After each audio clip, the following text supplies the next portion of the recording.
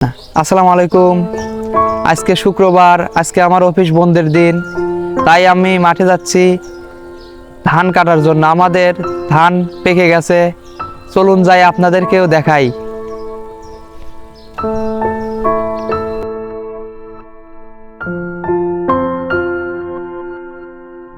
মাঠে সকল ধান এখনো পাকেনি, অনেক ধান কাঁচা রয়েছে।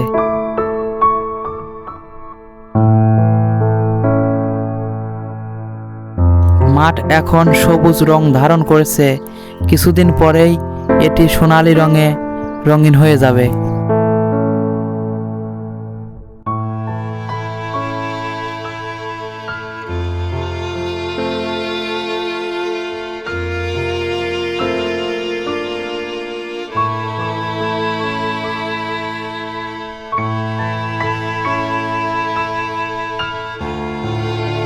আমার বড় আব্বু এবং আমার আব্বু অনেক আগেই তারা মাঠে এসেছে, ধান কাটা শুরু করে দিয়েছে।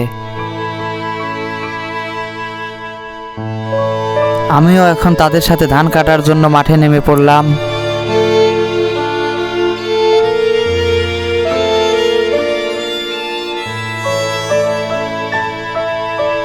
প্রায় 1 বছর পরে আবার ধান কাটা শুরু করলাম। অনেক দিন ধরে কাটা নেই, তাই ভালো কাটতে পারছি না।